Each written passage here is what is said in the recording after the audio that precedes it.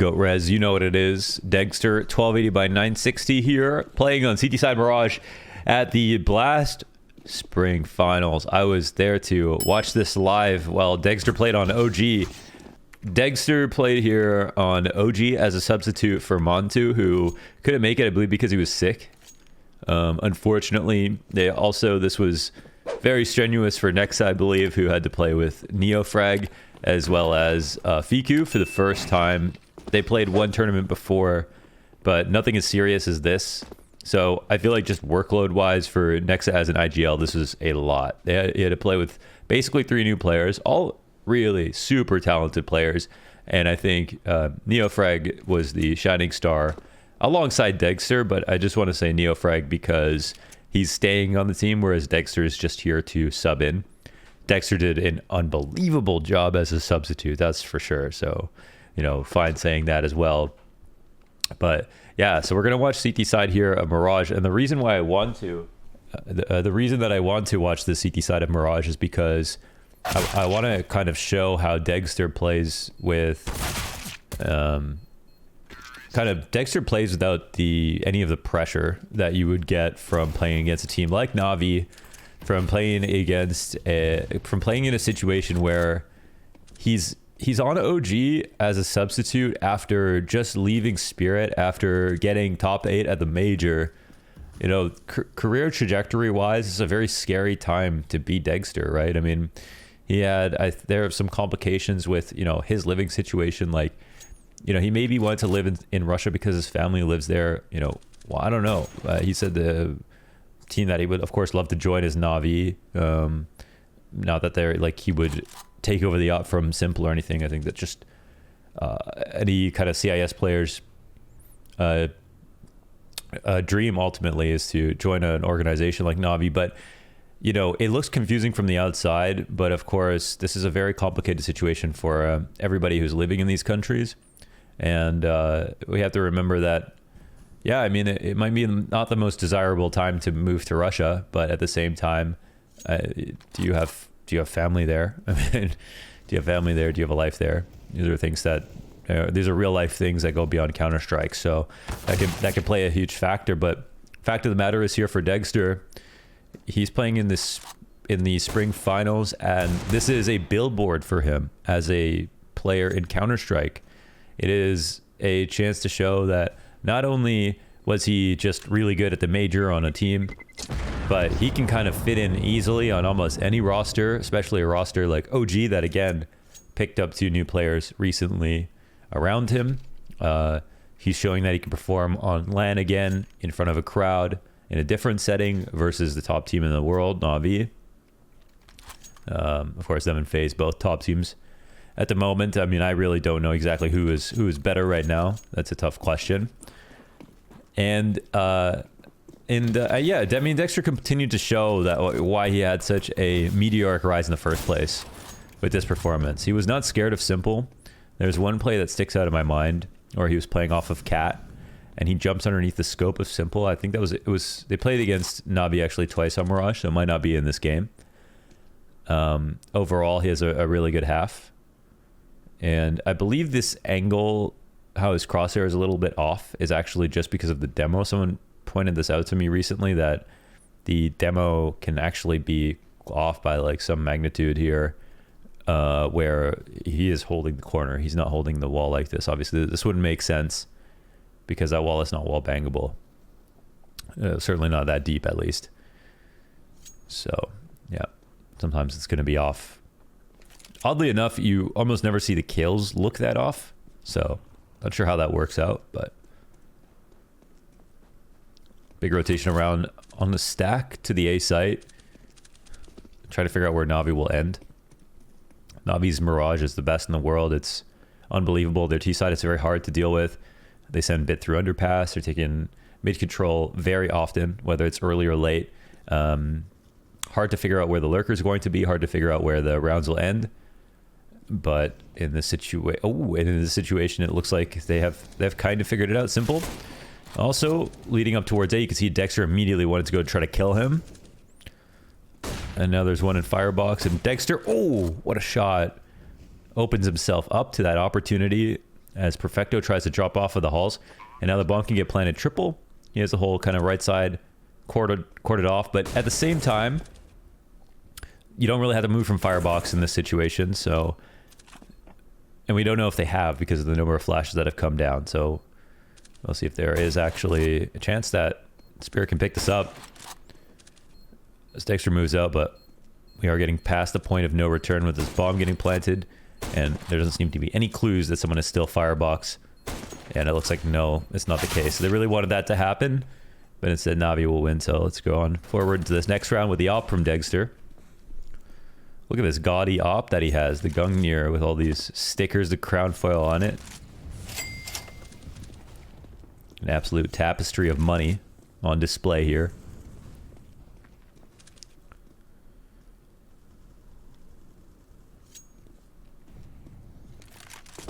And they'll lock it down for now. And again, we have seen he kind of parks himself on Cat and tries to find a lot of opportunities that way with the AWP. Ooh, a 1v1. And he might... Oh my... Okay. I think Electronic simultaneously had an incredible map, right? This is actually the same demo. Oh, he read it so well there. Oh my gosh. That was a good timing from Electronic, honestly. I wasn't even ready for that. What's funny is we just watched the Electronic, go of this game. Still a good map here from Degster. Not quite as strong as the map for Electronic, but... Well, that's a nice 1v1. So let's see some more looks here. As the awper, if he starts window more often, if he goes on to Cat. And we'll see how he responds to the pressure. Now, when you start window, it's a gamble. You don't know if the T's are going to smoke window off spawn. Most of the time, of course, they will. Most of the time, it'll be hard to get anything out of that. Ooh, very nice shot from Degster. But one thing is for sure, with Navi, eventually Bit will come out underpass. Like the demon that he is. The demon from below. And I think Bit is the most important part of the default in that regard. He's the reason the T-sides are so powerful. Having, Bit in the underpass, it's the exact same thing as having a centipede in your underpants. Okay, Bit in the underpass, centipede in the underpants. I'd say is pretty much the same thing. You want to get rid of it? No, and in a better example. It's got to be something that's hard to find. It wouldn't be hard to find a centipede, I think. It's quite like having Sonic the Hedgehog, I guess, in your... This is not working out that well for me, but... Alright, another good round from Degster. Basically, having Bit in the underpass is the same as... It's really bad. It's never a good thing. It's also hard to do anything about it. Okay, that's... Okay. I gave up, officially, on trying to find this analogy. Look at the easy kills here from Degster as he starts off in connector one more time. I don't know if Electronic was readying a connector molly or what the deal was there. Normally you would only throw that with a smoke on top mid. Why does Degster even want this rifle? It's hard to say. One thing I will say is oh my god. It honestly felt like sometimes Degster was just doing things. Does that make sense? When I was watching some of these games, I was thinking, man, Degster is getting a hell of a lot out of these rounds. But at the same time, did he even tell anybody he was about to do this thing? He was really just so active, so quick about all of his reactions. Sometimes it felt like kind of like simple, just taking initiative, playing off of his intuition and really going fast. I think that's the big one, going fast. And everyone just kind of played around him. Sometimes it certainly didn't feel like everyone was totally aware of what Degster was doing. And I think that it's okay that this happens on this team because he's a substitute. I think the most impressive part is that he just felt comfortable doing that. He had a quote from this event, I think it was, "The AWP is so powerful, why wouldn't you..." Ooh, wow.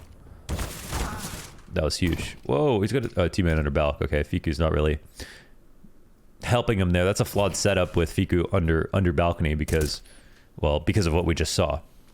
That's just a little awkward. Now, that's a moment where Degster comes back for the repeat. Could have fallen off on a default if he wanted to. So it's not necessarily completely on Fiku to catch that fall back. And of course, if no one was there, Degster could have pushed forward instead of fallen back. So we'll move on forward. But Degster had a quote from this spring final, where he said, you know, if you have an AWP, why wouldn't you be aggressive? It's so powerful.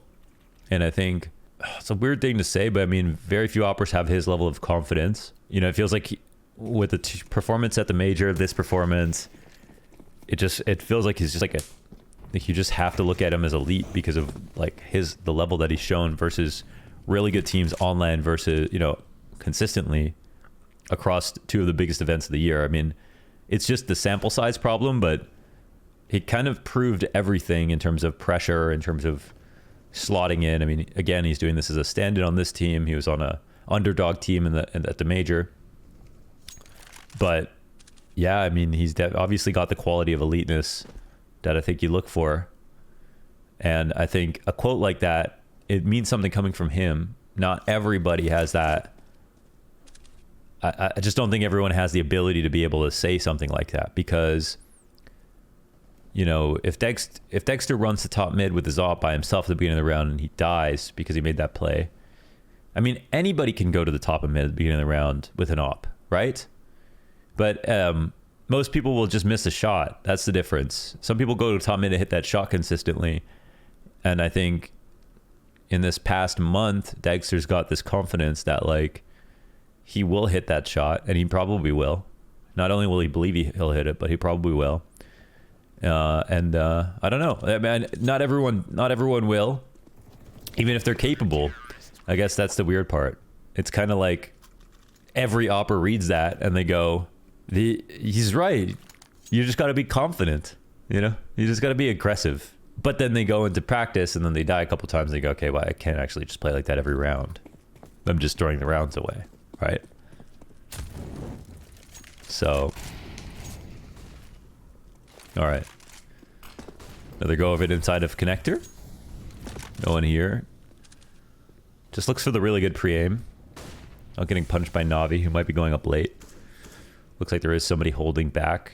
Looks like a very passive default, actually, but we hear a P250 ring off in the B-apps. Late underpass could absolutely be it. Immediate swap out to the AK. Peeks again, and look at Bit, dude. That's what I'm telling you, dude. It's like having a spider in your pants. Bit's a menace right now. He is the underpants king. I'm going to think of a good one before this game is over. We see again how he starts. We haven't had that statement round yet from Degster. A couple of good rounds. Super solid overall, actually. Early scope in here, just in case it's a fast cap play. We see that scope come out. Lots of players do this now, walking into angles. I don't say now. It's actually, I would say, just depending on the player. I think everyone should do this in some spots, scoping early.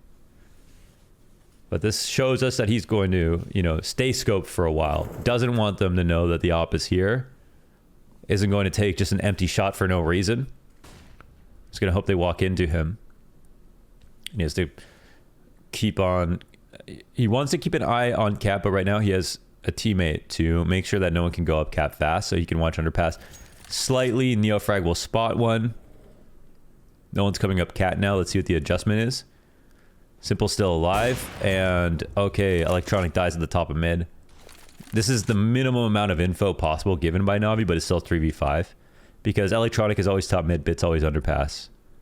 So all they know that it was a default where you could see that Electronic was about to smoke window. There is not much need for Degster to, overplay this situation, so he'll just go and stack up stack up the small site, and Perfecto, well, he'll live for a second. Let's keep it going. Another good solid round here out of OG.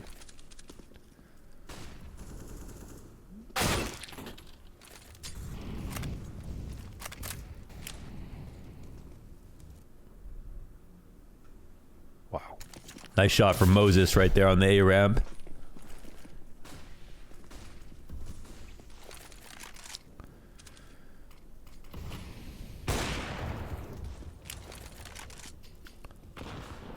And you can see why OG are winning these rounds, because they're winning mid. Which again, this is the hardest thing to do versus NAVI.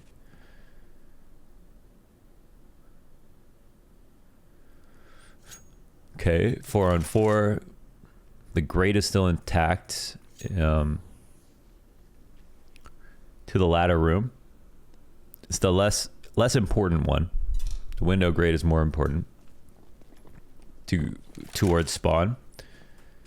And this looks like they're going to try to re-aggress to take over upper B. So let's see if they make this walk push happen. So great timing here. Why don't we just talk about this? Yeah, so okay, first of all, this op is insanely strong even from back here. You have this line where you can see Simple, or Simple is right now. Degster could see that if he was posted up from all the way back here. Very strong line for the op. And whenever you have a double push like this, you always have the op on the outside walking up to cut this angle off. Oh yeah, Degster can see right here. So to cut the angle off as much as possible from the outside, and you have the rifle or the MP9 or whatever walking up close wall. And what you're trying to do is you're trying to escort. So you're trying to escort the smaller gun into a strong position where you're closer, like the MP9 from here versus the MP9 from here. It's the value is immense from this range. I mean, the fire rate, even if you go up against AKs, you could expect to win that duel. Let's say if we had a default SDY sitting up here in the kitchen, just holding this angle, and you have Nexa right here, or he wants to turn the corner. It's a very good fight for him. Degster behind. But what they can also do is leave Nexa in a spot and have Degster leave, and then that can be the other game plan.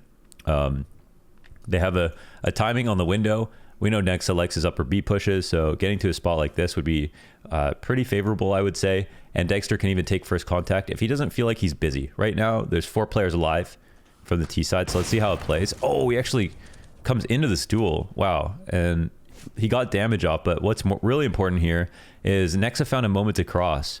So as soon as Simple just took that shot, Nexa knows. There's no way for them to know that he was also here with Degster if he wasn't spotted before. So now he's in a great spot. Degster does not need to repeat this, and he should not at all. And he can kind of do whatever he wants at this point. So now that he's fallen off, Simple's taking a lot of damage. This puts extra stress, and Nexa gets set up for the kill. So kind of perfect right here. And he's actually in such a good spot. He still doesn't really have to move if he doesn't want to. Simple's going to run underpass, and Degster is now watching this as he even hears him coming out from that underpass. Still looks like a possible round for NAVI just because there's only one player on A site, yeah. And Electronic will take out that single anchor. Nexa's on a better gun. We'll see if this damage earlier on from Degster will make a difference in this spot. Remember, if you've got nothing else to do, why not go for some usual spams? You never know when you'll get lucky. And the bomb is planted open, but, well, there's just no time. This is a crazy recovery here from NAVI. They had to get both players on their way back to A without losing anybody, and they did that. Okay. Oh, Degster clearly missed his window jump here.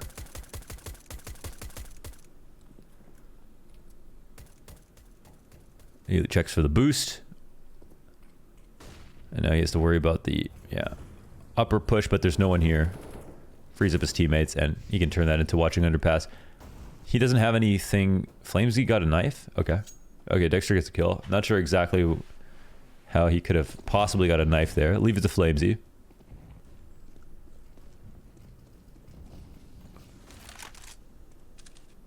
Interesting. They seem super worried about the window. They don't necessarily have to be, because that's always going to be an early warning system if that gets broken. But you can see that even in a passive setup where you give up this bit of control and you're still fine. You're still only playing the outside of the map, right? That's the thing. You can decide not to participate in the engagements in the middle, but let's look at the advantages of middle right now. Number one, if they go to the B site, the 2 A players now, because you don't have any of this middle control, you don't have any CT, here on cat. You don't have any CT even in connector. You have no one to top mid like we just saw last round from Degster. You have 2 on A ramp, which is a normal place to be, but it's also incredibly long. It's a very long rotation over to B to help, okay? So this is one of the subtle added values of having middle control and why sometimes you want to fight for it. Not always, but sometimes. And it actually takes a lot of resources. So on rounds where you don't have a lot of nades to use, you might not want to fight middle. But we also see how Degster just was so worried about the idea of losing the window that he's now come around, and now we'll end up watching into connector. But he's kind of going to try to guess on timings here. And he himself now is quite far away from the B site. That looks like it might be hit in a second. So if they change it up, which NAVI will take their time in rounds like this, and they could end up coming back easily, there's a chance that Degster could, of course, win. They'll keep TopCon re-smoked, which is very important for the CT side. Neofrag does a great job, though, of getting 2. And there it is, the B-side attack that comes through. So now we see the stress on the fact that OG decided to not fight middle at all this round. And we'll have to come in for this full retake. 2 through the market. It's a very usual position. Of course, NAVI can be anywhere in this spot, so it's favored towards them. I wouldn't say this retake is great. I mean, it is pretty favored towards NAVI, especially, no one coming in with cat retake. A bit even comes through the window. Wow. I didn't even know how he figured that out. He must have jumped off of cat into window and walked through. So that was the one thing they were worried about the most. And their worst nightmare happened. But you can kind of see with the way Degster is as a player, how uncomfortable he was with the idea of like playing passive one round, not having that map control, not fighting cat for the first time, not peeking connector. And okay, this smoke is actually huge. So how many times, we talk about one more thing in this half. How many times do we have a B-side attack like this? You're kind of laid up cat, or just like Degster, you just got a kill. And you have to figure out a way to fight, okay? And what the CTs will do, they'll take any fight towards cat. They love this fight. So if you're not right here in this area and get right, T's will come across this way, and then look towards cat and fight, or they'll come through the middle of the site, look towards cat and fight. They'll come out this way or towards bench and fight cat. They love that, okay? So it can be very hard for the CTs to get back into the round. When you give up info that early, it's hard to scale. But now with just a simple smoke like this, Degster, let's try to read the play right now. He could fight the outside, the left side of the smoke, or he could play inside the smoke, honestly. And just like I mentioned, I feel like you have some advantages just having the smoke up, in the sense that if people jump out or the CT starts to take attention, he could have maybe some one-way engagements off the side of the smoke. But it's still going to be something that's watched, I think, by the T's who are coming out. So my suspicion is maybe Degster, okay, he actually will play off of the side of the smoke. They molly the van. But you can see how he doesn't have to, he can stand in a spot that's totally open to the window, where he's right here, where normally he'd be able to be seen. And he doesn't have to think about it because he has a smoke. If they jump out of the window, he's still safe on his right side entirely because of this smoke that's come down. And, ooh, with the small percentage chance that they actually peel back, Degster is not only going to rotate to A, but commit to the A ramp this deep. There was absolutely no way in the world that NAVI are going to be aware of a push that could come down into the A ramp, especially just after seeing where Degster was. What this does, of course, it keeps Degster very far away from B. So if the round comes back that way, then it's a problem. And oh my God, what a shot from Simple. Of course, not surprised at all that Bit gets caught off by that, but okay, now you remember that round. And Fico can walk out on this if he wants to. Yeah, he will catch Simple as well. So that gets set up so well. And the other benefit is Fico is in CT spawn so early. Why? Because his teammate just got a kill here. So by the time Simple is even up onto the site, this amount of space, Fico can make, half this rotation happen. Or if he's really early, he can make almost the whole thing happen and get into CT spawn. I think he made it to here, right?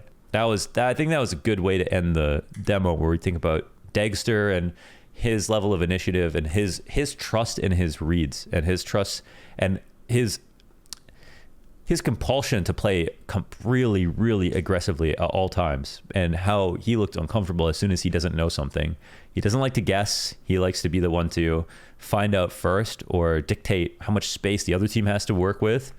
And it looks like a good way to play against Degster is to deny that space. Early aggression yourself, being better than him in the early game, and pushing him back into passive positions where he has to rotate around. But he's obviously a very good all-around player. It's not as simple as that.